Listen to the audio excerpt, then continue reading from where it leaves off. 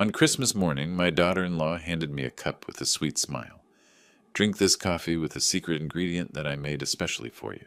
She is the perfect hostess, and I am superfluous in my own home. When she turned away, I switched the cups. You won't believe what happened to her an hour later. Before continuing, subscribe to the channel and write in the comments what time it is in your region right now. The December morning was crisp and clear when I returned from my walk that Saturday, December 20th. I'd been living in this Portland house for 35 years, and I knew every creak of the floorboards, every shift in the air. Something was off the moment I opened the front door. My son Devin and his wife Patricia were in the living room, huddled close on the couch. They stopped talking the instant they heard me. Not the natural pause of a conversation interrupted, the guilty silence of people caught plotting. "Morning," I said, hanging my coat. "Cold out there. Coffee ready?" "Yeah, Dad," Devin said, not quite meeting my eyes. At 38, he still had that boyish way of avoiding confrontation. Patricia, on the other hand, studied me with the calculating gaze I'd come to recognize over the year they'd been living here. "I'll get you a cup," she said, standing quickly. Too quickly. I watched her disappear into the kitchen. Devin stared at his phone like it held the secrets of the universe. "Everything okay?" I asked him. "Yeah, fine. Just busy week coming up." "Right. Christmas week." He nodded, still not looking at me. The day passed with an odd tension humming through the house. I spent most of it in my study, organizing old pharmacy records from before I'd sold Wilson's Pharmacy 3 years ago. Retirement had its perks, but I missed the structure, the purpose, the interactions with customers who actually valued my expertise. Now I rattled around this house with 2 people who seemed to wish I'd evaporate. That evening, as I was making dinner, Patricia appeared in the kitchen doorway. She'd changed into what I called her presentation outfit, the crisp navy blazer and perfectly pressed slacks she wore when she wanted to appear reasonable. "Ted, we need to talk about Christmas." Her tone was bright, almost cheerful. Too cheerful. I continued stirring the pasta sauce. "What about it?" "Well, my parents are coming. Helen and Clarence. They're driving up from Eugene on Christmas Day. We'll have dinner around 2. "Sounds nice. I'll make sure to pick up some wine. Does your father still prefer red?"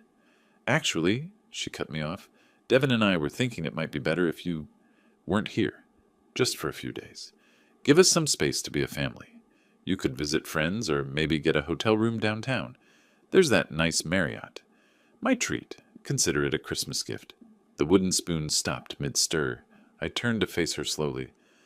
"I'm sorry. What?" Patricia's smile stayed fixed, but her eyes hardened. "It's just that my parents are very particular people, Ted. They appreciate a certain atmosphere. And with 3 of us here already, it might feel cramped. You understand? Devin agrees, don't you, honey?" Devin had materialized behind her, looking like he wished the floor would swallow him whole. "Dad, maybe it would just be easier if—" "Patricia," I set the spoon down with deliberate care. "This is my house. I've lived here for 35 years. I raised Devin in this house. His mother and I built a life here." I kept my voice level, but I felt something cold settling in my chest. "Your parents are welcome guests in my home, but I'm not leaving for Christmas or any other day." The transformation was instantaneous. Patricia's face went pale, then flushed red from collar to hairline. Her jaw tightened, muscles working beneath the skin, and for just a second, I saw pure fury flash across her features before she caught herself. "Fine," she said, the word clipped and sharp as a blade. "Fine. I'll let my parents know you'll be joining us. I'm sure they'll understand." The way she said understand made it clear she thought they wouldn't. She turned and walked away, her heels clicking hard against the hardwood. Devin lingered, opening his mouth as if to say something, then just shook his head and followed her. I stood alone in the kitchen, listening to their muffled voices upstairs. The pasta sauce began to bubble, and I turned down the heat. 37 years as a pharmacist had taught me to read people, to notice the small signs, the darting eyes of someone trying to pass a fake prescription, the false smiles of drug seekers, the tells that separated the honest from the manipulative. I'd been seeing those signs in Patricia for months now. I just hadn't wanted to admit what they meant. That night, lying in bed, I replayed the conversation. Not just the words, but the way Patricia had said them. The presumption that I would simply leave my own home. The casualness with which she'd suggested I get a hotel room, as if this weren't my house, my life, my right. And Devin, my son, standing there, unable to defend his own father, unable to look me in the eye. When had that happened? When had he become so weak? The house was silent except for the old furnace kicking on with its familiar rattle. But I couldn't sleep. Something had shifted tonight. A line had been drawn in the sand, and I hadn't even realized we'd been approaching it. Through the wall I could hear Patricia's voice, low and intense. I couldn't make out the words, but the tone was unmistakable. She was angry. Very angry. Devin's responses were softer, placating. I turned over, pulling the comforter up to my chin. The same one Anne had picked out years ago, soft blue with white stitching. Sleep was a long time coming. The next 3 days felt like living in a mausoleum. Patricia and Devin barely spoke to me, their silence deliberate and pointed. When I entered a room, they'd stop talking or find an excuse to leave. Meals were wordless affairs where I might as well have been invisible. I tried to maintain normalcy. On December 21st, I made breakfast as usual. Scrambled eggs, toast, coffee, and set out 3 plates. Patricia walked past the kitchen, saw the food, and pointedly made herself a protein shake instead. Devin grabbed a granola bar and mumbled something about not being hungry. Fine. I ate alone, reading the newspaper, refusing to give them the satisfaction of seeing me affected.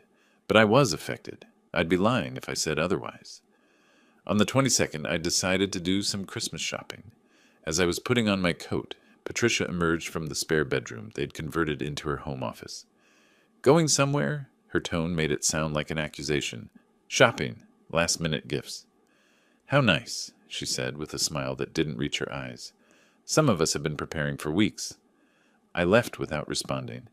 In the car, I gripped the steering wheel and took a deep breath. When had this house stopped feeling like mine? When had I started feeling like a guest? No, worse, like an unwanted tenant. That evening, I found myself thinking about other incidents. Small things I'd dismissed at the time, but now seemed to form a pattern. 2 months ago, Patricia had offered to pick up my blood pressure medication from the pharmacy. I'm going right past there anyway, she'd said, but she'd forgotten. I'd had to go myself the next day, running low enough that I'd skipped a dose. An accident, I'd told myself. People forget things. Then there was that dinner party they'd hosted 3 weeks back. Some of Patricia's friends from her marketing job. She'd introduced me as Devin's father who lives with us. Lives with us. As if this were their house and I was the dependent. One of her friends had actually patted my arm sympathetically and said, "It's so generous of them to take you in." I'd corrected her politely, but Patricia had just laughed it off and changed the subject. And last week was when she'd made that comment about modern families. We'd been watching the news, a story about rising housing costs. Patricia had sighed dramatically and said, "Honestly, elderly people holding on to these big houses, they don't need such a burden on everyone. Modern families need space, and old folks could easily move into senior communities." Devin had shifted uncomfortably but said nothing. I'd changed the channel. Now, on December 23rd, I sat in my study and pulled out the file folder where I kept important documents. My will, the house deed, insurance papers. Something was off. The papers weren't in the order I'd left them. I was meticulous about these things. Had to be, as a pharmacist. Everything had its place. Someone had been looking through my documents. I checked the house deed carefully. Still in my name, as it should be. The will was unchanged, but the fact that someone had been rifling through these papers. I put everything back and locked the drawer this time, pocketing the key. That night, Christmas Eve, I went to bed early. Or tried to. Around 10 p.m., I heard voices from the kitchen. Patricia and Devin, talking in those urgent whispers people use when they think they're being quiet, but really aren't. I eased out of bed and moved to my door, opening it just a crack. "Tomorrow morning," Patricia was saying. "Just trust me, Devin. Everything will work out." "I don't know, Patty. He's my dad. This feels wrong." "Wrong? What's wrong is us tiptoeing around him in his house. Our house. We've been patient long enough. Tomorrow everything will be different. I promise." "But what if—" "Shh. Go to bed. Tomorrow. Just trust me." I heard footsteps on the stairs and quickly closed my door, standing in the darkness of my room. Tomorrow, everything will be different. What did that mean? My pharmacist's mind started running through possibilities. Patricia was planning something for Christmas Day, something she thought would solve the problem of me being in the way. I thought about her offer to pick up my medication and conveniently forgetting, her questions about my health, my daily routine, my habits, the way she'd been so insistent I leave for Christmas. What was she planning? I lay awake most of the night, my mind turning over possibilities. By the time dawn broke on Christmas morning, I still didn't have answers. But I had something else, a decision to stay alert. Whatever Patricia had planned for today, I'd be ready. The scent of fresh coffee woke me around 7 a.m. Odd. Neither Devon nor Patricia were typically early risers, especially not on holidays. I got dressed and headed downstairs. Patricia was in the kitchen, humming as she worked at the counter. She turned when she heard me, and her face broke into a brilliant smile. "Merry Christmas, Ted. I made you coffee. Special recipe." That smile. That too bright, too perfect smile. Every instinct I'd honed over 37 years of reading people screamed at me. Something was very, very wrong. Christmas morning arrived with the scent of fresh coffee drifting up the stairs. I woke around 7 earlier than usual, my mind still processing the cryptic conversation I'd overheard last night. Tomorrow everything will be different. I got dressed slowly, deliberately. Whatever was coming, I'd face it with my eyes open. When I came downstairs, Patricia was in the kitchen, humming. After 4 days of Arctic silence, she was suddenly cheerful as a songbird. My pharmacist's intuition, honed over decades of spotting inconsistencies in patient behavior, went on high alert. "Merry Christmas, Ted!" She turned, holding a steaming mug. Her smile was brilliant, practiced. "I made you coffee. Special recipe. My grandmother's secret ingredient. A peace offering." She extended the cup toward me.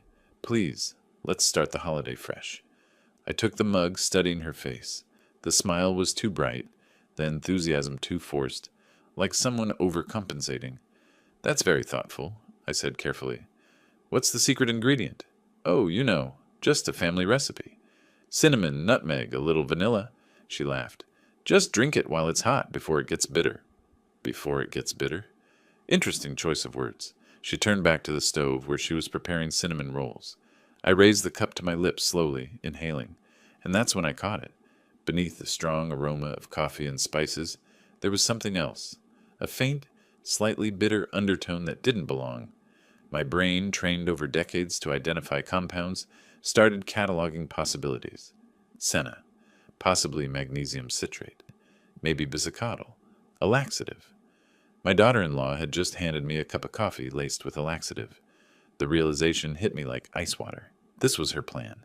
Get me sick, keep me confined to the bathroom during her parents' visit, make me disappear without actually making me leave. Elegant, in a twisted way, deniable. "Oh, Ted's not feeling well." And if I complained afterward, without proof, I'd sound paranoid, like an old man losing his grip. Patricia turned back toward me, expectant. "Well, how is it?"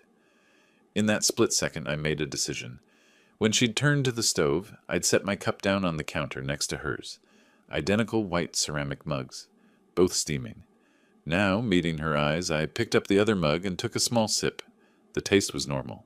Pure coffee. No bitter undertone.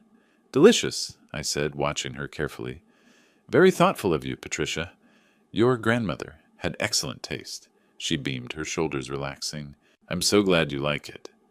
She reached for the counter, distracted by her phone buzzing, and grabbed the cup I'd set down. My cup, the one with her special ingredient. She took a long drink without looking, her eyes on her phone screen. I sipped from her cup, the clean one, and felt a grim satisfaction. She'd tried to play me. Now she'd play herself. "Ted," she said, setting down what she thought was her mug. "About Christmas dinner. My parents are arriving at 2 o'clock sharp. It would really help if you could just give us some space while we prepare. Maybe you could stay in your room." The audacity. Even now she was trying to hide me away. "Patricia," I said, keeping my voice level, "I've already told you. This is my house. I'll be greeting your parents when they arrive. I'll be at the table for Christmas dinner." Her jaw tightened. and I saw a flash of anger before she caught herself. Fine. Just try to be presentable. My parents have certain expectations. I'm aware of how to dress for company, I said dryly. I have been hosting guests in this house for 35 years. She turned back to her cinnamon rolls with jerky movements. I went to my study after that, closed the door, and sat in my leather chair, the one Anne and I had picked out together 20 years ago. My hands were shaking slightly, not from fear, from pure crystallized anger. She'd tried to drug me, in my own home, on Christmas morning. This wasn't just disrespect anymore. This was assault. In Oregon, administering any substance to someone without their knowledge or consent was a crime. I sat there in the quiet, listening to the sounds of the house, Patricia and Devin preparing for their performance, because that's what this was, and I was supposed to be the problem that got magically solved. The irony wasn't lost on me. Patricia had been so confident, so sure of her plan. She'd probably imagined me locked in the bathroom, humiliated while she played the dutiful daughter-in-law. Poor Ted, he's not feeling well. Instead, she'd be the one suffering. Around 1:30, I heard increased activity, Patricia's voice giving Devin instructions, the clink of dishes. At 1:55, I emerged from my study, dressed in my best charcoal slacks, a crisp white button-down shirt, and my navy blazer. I'd shaved, combed my hair, even put on cologne. Patricia's eyes widened when she saw me. "You're—" she started, her voice strangled. "Presentable?" I finished, meeting her gaze. "I believe that's what you requested?" Her mouth opened, closed. She looked like she wanted to say something but couldn't find the words. The doorbell rang at precisely 2 o'clock. Helen and Clarence Carter were exactly as I'd expected. Elegant, well-dressed, carrying themselves with the kind of careful dignity that comes from decades of caring what other people think. Helen wore a cream suit with pearls. Clarence had a perfectly knotted burgundy tie. "Mr. Wilson," Helen extended her hand. "How wonderful to finally meet you. Patricia has told us so much about you." I'll bet she has, I thought, but I smiled warmly. "Please call me Ted. Welcome to my home. Merry Christmas." "What a lovely house," Clarence said, glancing around. "These old Portland homes have such character." 1920s craftsman, I confirmed. "I've maintained it myself over the years." We settled around the dining table. Patricia had outdone herself with the presentation, my fine china, cloth napkins, a centerpiece of winter greenery and candles. The turkey looked perfect, golden and glistening. "This is beautiful, Patricia," Helen said, beaming. "You've done such a wonderful job." Patricia glowed under the praise, playing her role flawlessly, laughing at her father's jokes, complimenting her mother's new hairstyle, making sure everyone's wine glass stayed full. The perfect daughter, the perfect hostess. But I noticed how she kept glancing at me, quick, furtive looks, checking her watch subtly, waiting. She thought I'd be running to the bathroom by now. A laxative like Senna typically works within 30 minutes to an hour on an empty stomach. She was expecting me to excuse myself, mortified, and disappear. 10 minutes passed. I calmly ate my turkey and engaged Clarence in conversation about his work in financial consulting. 20 minutes. I asked Helen about her garden club. She described their annual rose competition with enthusiasm. Patricia shifted in her seat, took a sip of water, shifted again. 30 minutes into the meal, Patricia suddenly went very still. Her face, which had been flushed with warmth and wine, turned pale. She pressed a hand to her stomach, so subtly I almost missed it. "Patricia?" Devin asked. "You okay?" "I'm fine," she said tightly. "Just excuse me for one moment." She stood carefully, but I saw the way her hand gripped the table edge, the way she held herself very, very still. "Excuse me," she said again, her voice strained. "I just need to—" She didn't finish. Her eyes went wide, genuinely panicked, and she practically bolted from the room, one hand over her mouth, the other clutched to her midsection. Helen looked alarmed. "Patricia? Sweetheart?" Then we heard it, the bathroom door slamming, and then the sounds that followed left no room for imagination. "Oh dear," Helen said, setting down her fork. "Clarence, I should—" "Of course, go check on her," I said, maintaining my composure, taking another bite as if nothing unusual was happening. Helen hurried after her daughter. Clarence and Devin sat in uncomfortable silence. Devon's face was bright red. Must have been something she ate, I said mildly. The turkey seemed fine to me, though. The sounds from the bathroom continued. Helen's concerned voice through the door. Patricia's responses, desperate and anguished. 10 minutes passed. 15. Patricia emerged briefly, looking green and sweaty, mascara smudged under her eyes, only to gasp and rush back moments later. I'm so sorry, Devon kept saying to Clarence. I don't know what happened. She was fine this morning. These things happen, Clarence said, though he looked profoundly uncomfortable. Perhaps we should reschedule? 20 more minutes. The Christmas dinner Patricia had orchestrated so carefully was falling apart. Helen tried to coax Patricia out, speaking through the bathroom door. Sweetheart, maybe you should lie down. Do you need a doctor? Patricia's response was incoherent, something between a groan and a sob. I continued eating slowly. The turkey really was excellent. At 4 o'clock, after 2 hours of apologetic chaos, with Patricia still imprisoned in the bathroom, the Carters decided to leave. Helen emerged looking distressed. Please tell Patricia we hope she feels better soon, Helen said at the door, gathering her coat. Her voice was stiff with disappointment. These stomach bugs can be terrible. We'll have dinner another time. I showed them out graciously, expressing concern for Patricia's sudden illness. Please drive safely. When I returned to the dining room, Devon was clearing plates with jerky movements. Patricia finally emerged around 4:30, looking absolutely wrecked. Her perfect makeup destroyed, her hair disheveled, her green dress wrinkled. She looked pale, shaky, and furious. She looked at me, and I looked back calmly. How are you feeling, Patricia? I asked, my voice neutral. That came on rather suddenly? She stared at me, and I saw the exact moment understanding dawned. Her eyes widened, her mouth opened slightly. I picked up the coffee cup and raised it slightly. The secret ingredient was interesting, I said quietly. Very creative. The color drained from her face entirely. You, she whispered. The cups looked identical, I continued. Easy to mix them up if you're distracted by a text message. Devon looked between us, confused.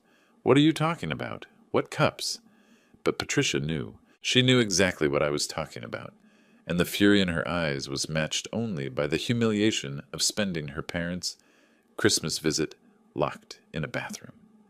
I stood, setting my napkin on the table. Well, that was an interesting Christmas dinner. Very memorable. I walked past her toward my study. She smelled of sweat and defeat. At the doorway, I paused. Next time you try to drug someone, Patricia, you might want to make sure you're drinking from the right cup. I closed the door behind me, leaving them in stunned silence. My hands were steady. My mind was clear. The game had changed, and I was no longer playing defense. The day after Christmas, I couldn't sleep. Every time I closed my eyes, I saw Patricia's face at that dinner table. The shock, the rage, the humiliation. But it wasn't satisfaction I felt. It was something colder. A growing awareness that the coffee incident wasn't isolated. It was just the latest move in a game I hadn't realized I was playing. I sat in my study around dawn, the house silent except for the old radiator's familiar clank. My mind kept circling back, connecting dots I'd ignored. 3 months ago, my driver's license had vanished. I'd searched everywhere, convinced I'd misplaced it. Then it turned up in the kitchen junk drawer, a place I never would have put it. At the time, I'd chalked it up to senior moment. Now I wondered, had Patricia been looking for something, testing whether I'd noticed things being moved? Then there were her questions. Ted, which bank do you use again? How much is your pension, roughly? Always casual, always with that bright smile. I'd answered without thinking. Why wouldn't I? She was family. And that comment I'd overheard 2 weeks ago. Patricia talking to Devon in the living room, her voice carrying that edge of frustration she tried to hide from me. When this house finally becomes ours, we can actually start living. Start living. As if my existence was preventing theirs. I pulled out my file cabinet, the one with important documents. House deed, will, insurance policies, bank statements. Everything was there, but the order was wrong. I'm meticulous about filing. 37 years of managing pharmacy inventory taught me that. These papers had been rifled through, then put back carelessly. Someone had been searching my documents. The realization settled over me like ice water. This wasn't about disrespect or family tension.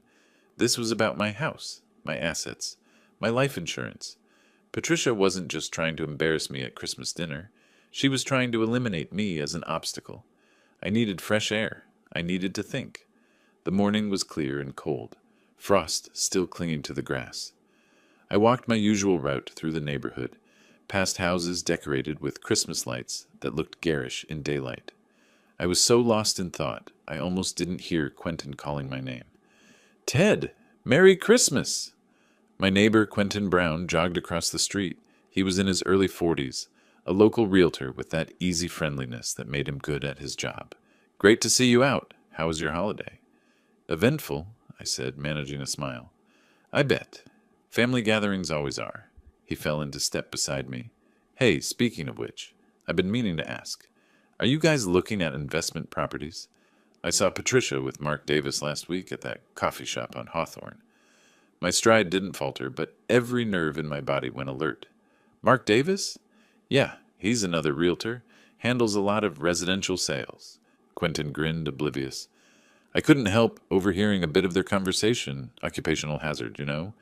They were talking about some promising property in a quiet neighborhood and something about quick sale potential.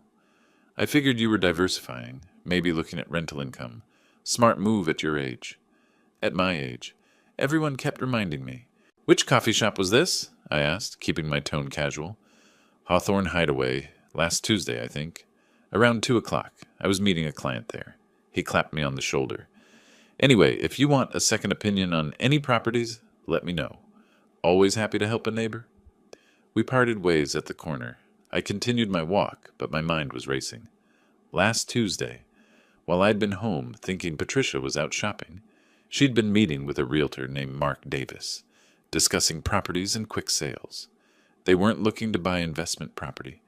They were planning to sell my house. The audacity was breathtaking. The house I'd lived in for 35 years.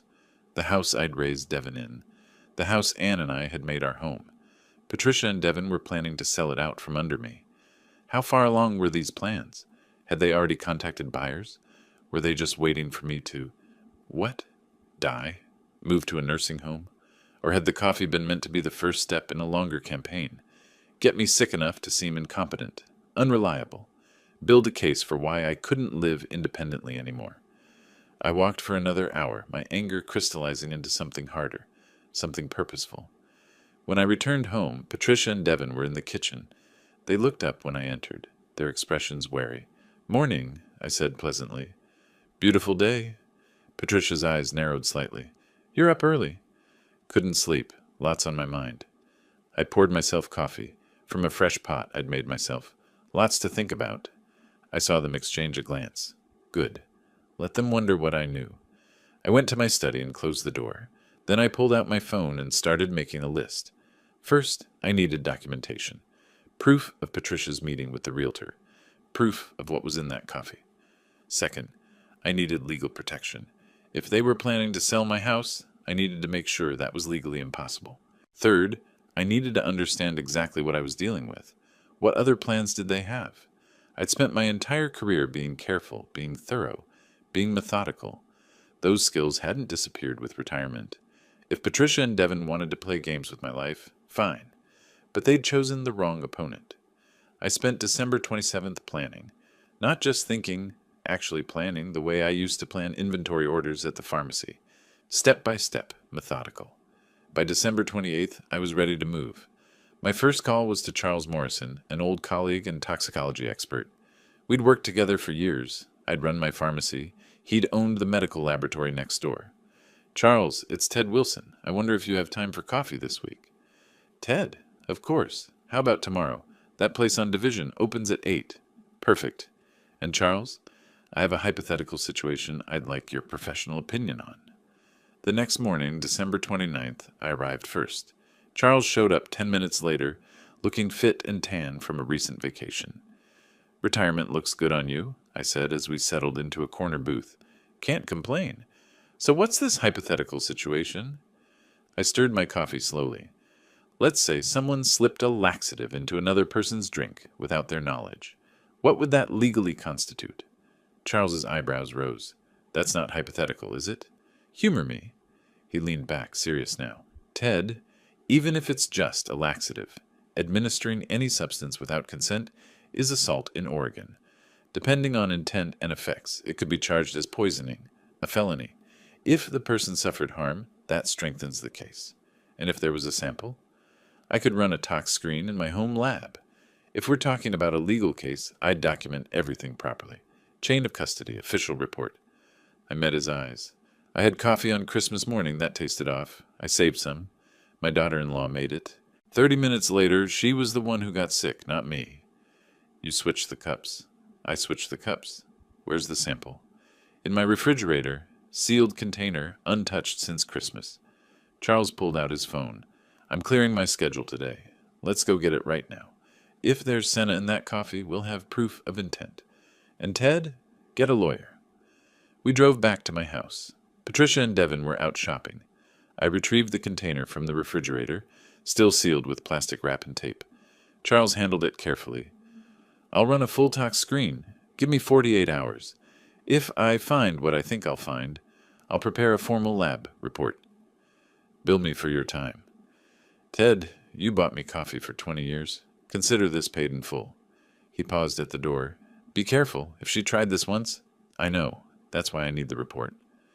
After Charles left, I made my second call. Dorothy Anderson had handled my will after Anne died. Sharp, specialized in estate law and elder abuse cases. Ted Wilson, she said warmly, what can I do for you? I need to update my will, and I have concerns about potential financial exploitation. Can you be more specific? My son and daughter-in-law are living with me. I've discovered they may be planning to sell my house without my knowledge. I need legal protection. Come in tomorrow, 10 a.m.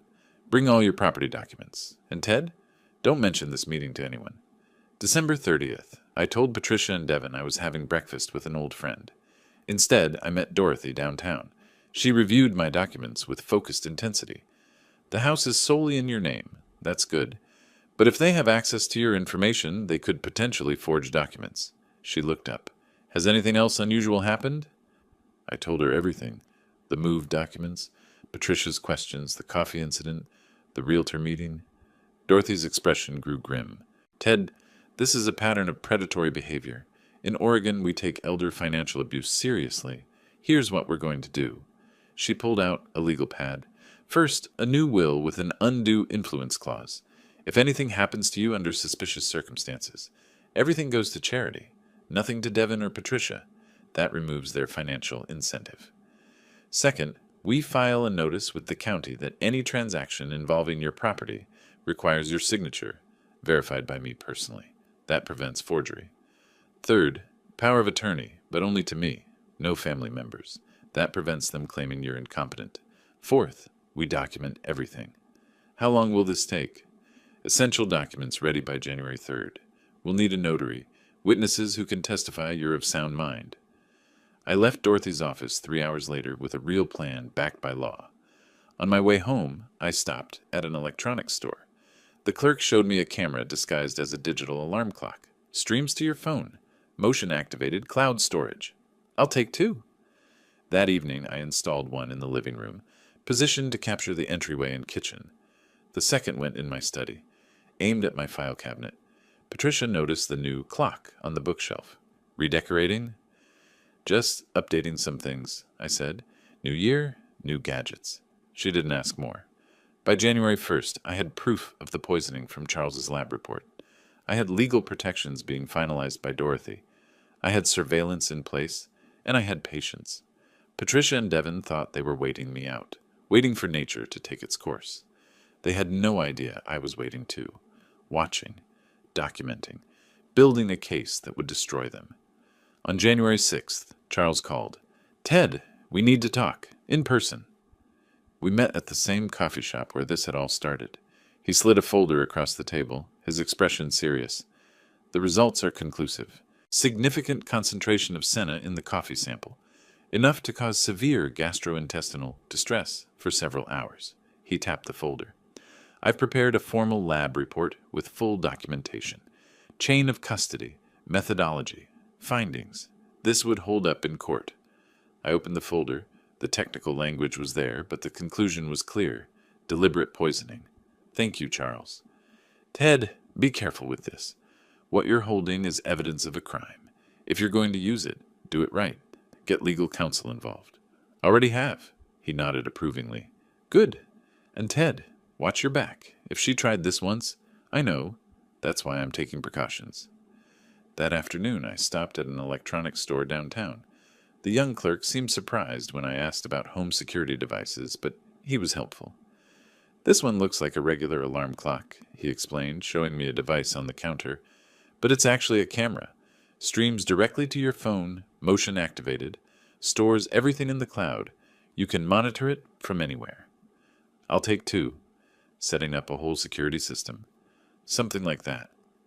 Back home, I installed the first camera in the living room, positioned on the bookshelf where it had a clear view of the entryway and part of the kitchen. The second went in my study, aimed directly at my file cabinet. Both looked innocuous, just modern gadgets an old man might buy to feel more connected. Patricia noticed the new clock that evening.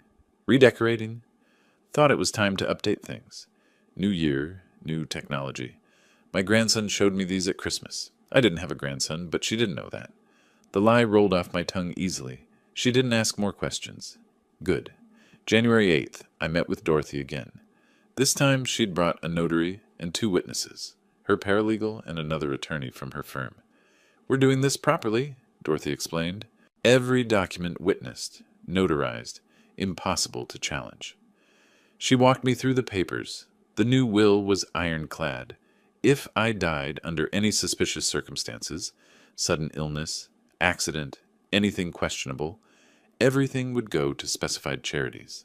Nothing to Devin or Patricia. The document even included a provision for independent investigation if my death seemed premature or unnatural. This removes their incentive, Dorothy said. If they can't inherit, there's no point in harming you.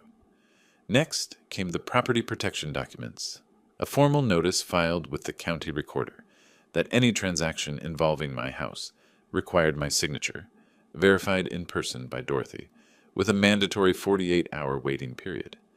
Any attempt to forge documents would trigger automatic legal action. Finally, the power of attorney, but only to Dorothy. Not family, not friends. Only my attorney could make decisions if I became incapacitated, and even then with strict oversight. Sign here, here, and here. I signed. The witnesses signed.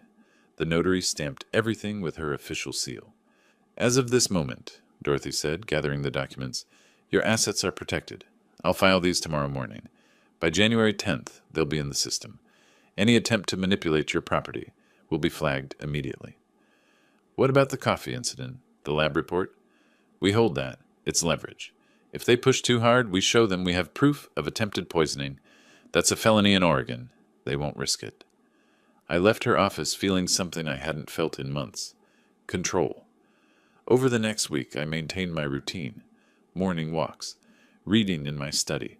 Polite but distant interaction with Patricia and Devin. They noticed I was going out more. Appointments, errands, meeting old friends. Patricia's curiosity was evident. You're certainly busy these days. Retirement doesn't mean sitting still, I said. Life goes on. What I didn't tell her, I was documenting everything. The hidden cameras captured their conversations when they thought I couldn't hear, their casual dismissal of me, Patricia's eye rolls when I spoke, Devin's weak agreement with her complaints. But I needed more. I needed them to reveal their true intentions in their own words. On January 19th, I set the trap. That evening, I made sure to be visibly tired at dinner. Long day, I said, rubbing my eyes. Think I'll turn in early. Are you feeling all right? Devin asked. Was that concern in his voice or hope? Just tired. These winter days wear me out. I stood slowly, deliberately. Good night. I went to my room but left my phone in the kitchen, deliberately, carefully placed on the counter near where they usually sat after dinner. The voice recorder app was running, hidden in a folder of weather apps they'd never think to check. Then I waited in my room, door cracked open just enough to hear. For 20 minutes, nothing. Then I heard them settle at the kitchen table. Patricia's voice, frustrated. He's always here, always watching, always controlling everything. Patty, it's his house. Devin's voice was weak. It should be our house. We've been living here a year. A year of tiptoeing around, asking permission, living like guests. We're 40 years old, living with your father like teenagers. What do you want me to do? We've talked about this. The realtor said we could get $700,000 for this place. Maybe more. That's our future, Devin. Our freedom. We could buy something smaller, invest the rest, actually live. But Dad, your father is 70. He could have another 10, 15 years. Are we supposed to wait that long? Put our lives on hold while he just exists here? A pause. Then Devin, quieter. What are you suggesting? I'm suggesting we accelerate things. Nursing homes, assisted living. We could say he's showing signs of dementia. He's not. Who would know? We're family. We have his best interests at heart. A doctor's evaluation, some carefully worded concerns, and suddenly he needs full-time care he can't get at home. My hands clenched. So this was the plan.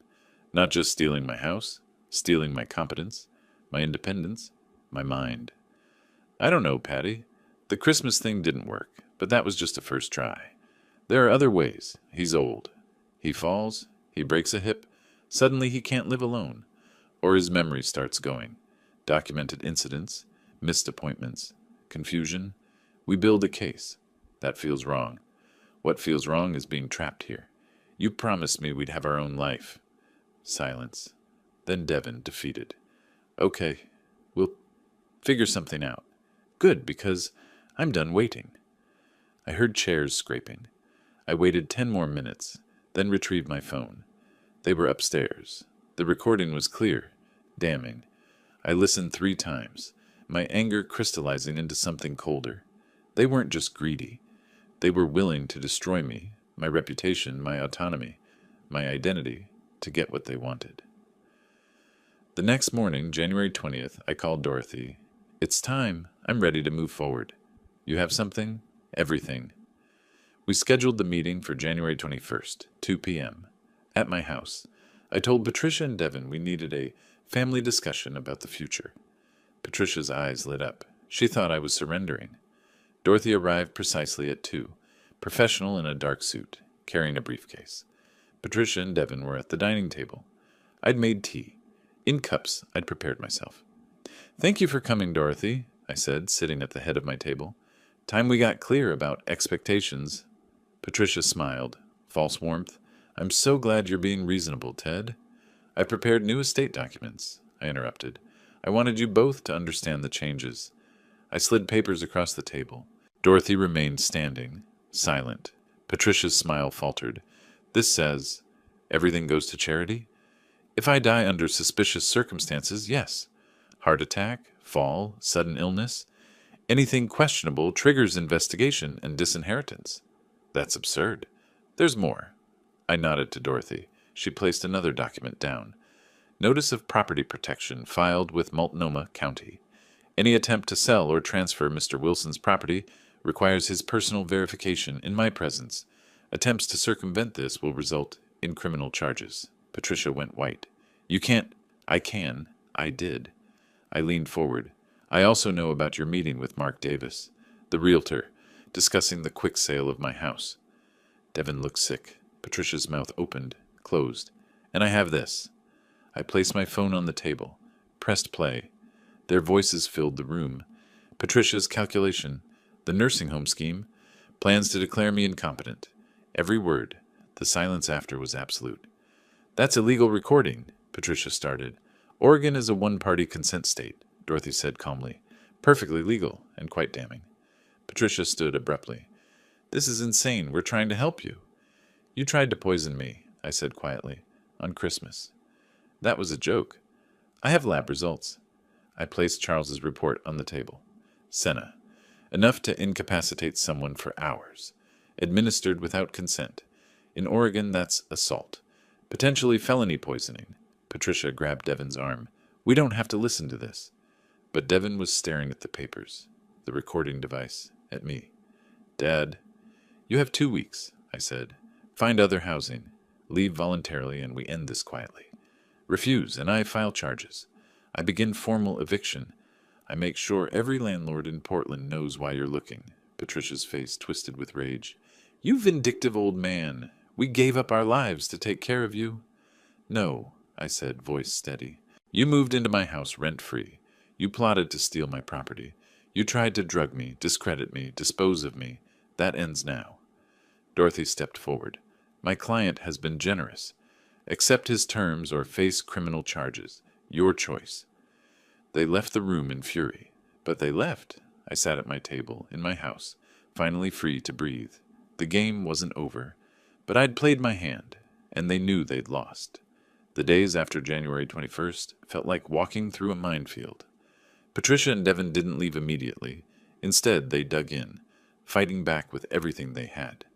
January 22nd, I woke to find Patricia on the phone in the living room, speaking loudly enough for me to hear. Yes, I'm very worried about him. He's been making wild accusations, claiming we're trying to steal from him. I think he needs a psychiatric evaluation. I walked past her to the kitchen, poured my coffee, and said nothing. Let her make her calls. Dorothy had already warned me this might happen, the desperate counterattack of people who know they're losing. That afternoon, Devin tried a different approach. He knocked on my study door, looking more haggard than I'd ever seen him. Dad, please, can we talk reasonably? Patricia thinks you've misunderstood everything. The realtor meeting, that was just exploring options for us, for our future. Not your house, never your house. I looked at him steadily. Devin, I have witnesses. I have recordings. I have a lab report proving your wife put senna in my coffee. Which part did I misunderstand? His face crumbled. The coffee thing was... She said it was supposed to be funny. A prank. She meant to drug me so I'd be locked in a bathroom during Christmas dinner. That's not a prank. That's assault. I leaned forward. And you knew about it, didn't you? The silence told me everything. 2 weeks, I said. That's still the deal. Find an apartment and leave, or I make this legal in public. Your choice. He left without another word. Patricia tried guilt next. On January 25th, she cornered me in the kitchen, tears streaming down her face. How can you do this to your own son? To family? We have nowhere to go. You both have jobs. You'll figure it out. This is abuse. Elder abuse, but in reverse. You're the one with all the power, all the money, and you're using it to hurt us. I almost laughed. Patricia, I have a lab report that says otherwise. Would you like Dorothy to explain how elder financial abuse laws work in Oregon? Her tears dried up instantly. You're a vindictive, cruel old man. Perhaps, but it's my house, and you're leaving. February 1st, they made their last legal attempt. A different lawyer, their third, sent a letter claiming they'd established implied tenancy and deserved proper eviction procedures. Dorothy destroyed that argument in 2 paragraphs and 1 phone call. By February 3rd, their lawyer had withdrawn from the case. On February 5th, I came home to find them actually packing. Finally. Boxes appeared in the hallway. Their bedroom door stayed closed most days, and I could hear them arguing behind it. Good. Let them fracture. Let them face what they'd created. February 10th, I showed them the lab report. We were in the living room, me in my chair, them on the couch. Dorothy standing by the window like a bailiff. This is a certified laboratory analysis of the coffee you served me on Christmas morning, I said, sliding the document across the table. Senna, enough to cause severe gastrointestinal distress for several hours. Patricia's face went white. That's not, you can't prove. It's notarized, signed by a certified toxicologist. Charles Morrison, someone you've never met and have no leverage over. I kept my voice level. In Oregon, administering any substance without consent is assault. Even a laxative. It was a joke. Patricia's voice rose shrill. You're taking this way too seriously. A joke would be funny. Drugging someone isn't funny. It's a crime. Devin put his head in his hands. Dad, please. You have until February 14th, I said. 4 more days. After that, I file formal eviction papers, and I file a police report about the poisoning. Both. Your choice whether this stays private or becomes public record. Patricia stood up, shaking with rage. You can't do this. I'll sue you for defamation for... For what? Dorothy stepped forward. For protecting his property? For defending himself against attempted poisoning? Please, try. Every court filing would become public record, and every piece of evidence we have would be entered into the legal record, including the recording of you discussing how to declare him incompetent and put him in a nursing home against his will. Patricia's mouth opened and closed like a fish. Devin looked sick. 4 days, I repeated. That's more generous than you deserve. They stormed out. I heard Patricia screaming at Devin upstairs. This is your fault. You should have handled him. You should have...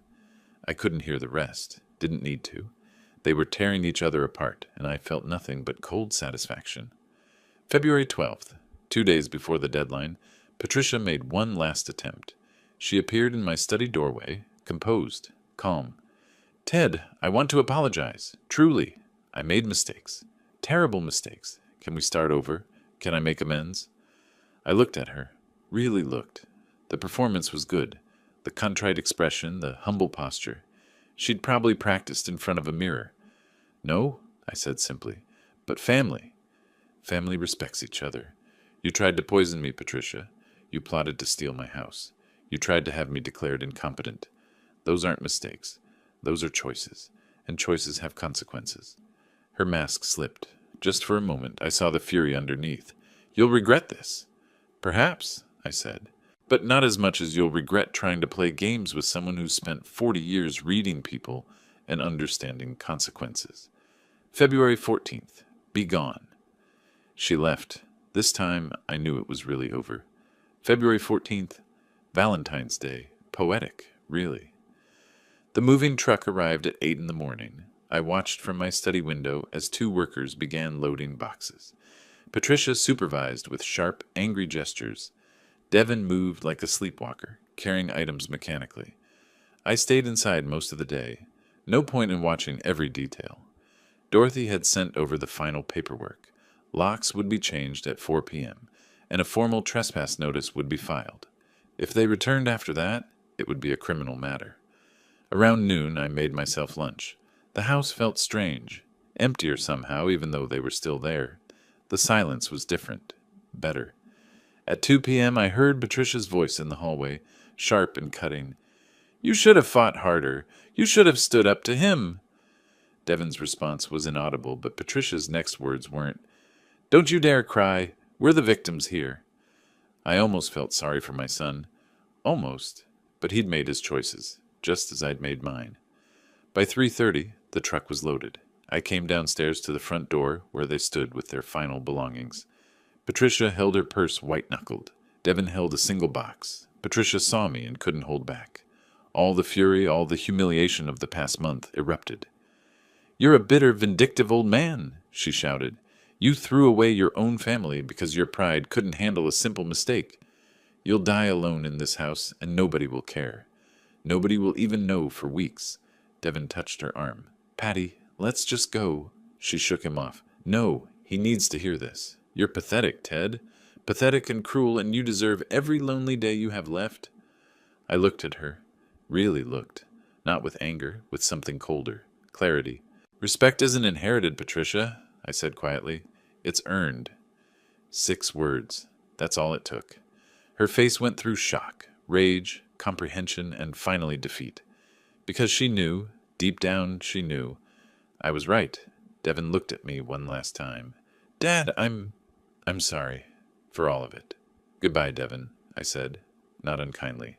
Not warmly either. Just final. They left. The truck pulled away. Patricia's car followed, taking the corner too fast, tires squealing. I closed the door, locked it. The deadbolt sliding home was the most satisfying sound I'd heard in months. The house was quiet. Completely quiet. No footsteps overhead. No arguing voices. No tension crackling through the air like electricity. Just peace. I walked through the rooms. The living room where Anne and I had celebrated 33 Christmases. The kitchen where she'd taught Devin to make scrambled eggs when he was 7. The study where I'd planned our retirement, dreamed our dreams. My home. Mine again. At 4 p.m. the locksmith arrived as scheduled. I watched him install new deadbolts on every door. Fresh keys. Fresh start. Dorothy called at 4:15. It's done. Locks changed. Legal notice filed.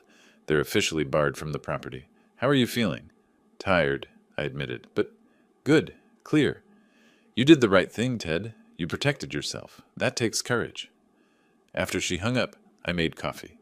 Carefully. Slowly. Just coffee. No secret ingredients. No hidden agendas. I took it to the back porch. The late February afternoon was cold but bright. In the garden, the first crocuses had pushed through, purple and white, defiant against winter. Anne had planted those bulbs 15 years ago. They always come back, she'd said. That's what I love about them. I sat on the porch steps, coffee warming my hands, and looked at those brave little flowers. Well, Anne, I said to the garden, to the sky, to wherever she was, I did what you would have told me to do. I stood up for myself. I protected what we built together. The crocuses nodded in the breeze. I know I lost Devon, maybe forever. That hurts more than I can say. But I couldn't let them take this from us. I couldn't let them win. A robin landed on the fence, the first I'd seen this year. Spring was coming, life continuing its eternal cycle. I think you'd understand, I said. I hope you would. The robin sang once, clear and bright, then flew away. I finished my coffee and went inside. The house was quiet, but it wasn't empty. It was full of memories, full of love, full of a life well lived, full of dignity preserved. That evening I made dinner for one. I ate at the table, reading the newspaper, comfortable in my own space. Before bed I checked the new locks one more time. Solid, secure, mine. I slept better that night than I had in a year. February 15th, I woke to sunlight streaming through my window. The house was still quiet, still peaceful, still mine. I made breakfast, took my morning walk, came home to a house that welcomed me instead of tolerating me. It was enough, more than enough. At 67, I'd learned something important. Sometimes winning means losing things you love, but losing those things doesn't mean losing yourself. I'd kept my dignity, my home, my self-respect, and in the end, that was everything. The crocuses kept blooming, spring kept coming, life kept moving forward, and I was still here, still standing, still master of my own house. Some victories are quiet, some victories hurt, but they're victories nonetheless. This was mine. If you like this story, please like this video, subscribe to the channel, and share your impressions of this story in the comments. To listen to the next story, click on the box on the left. Thank you for watching.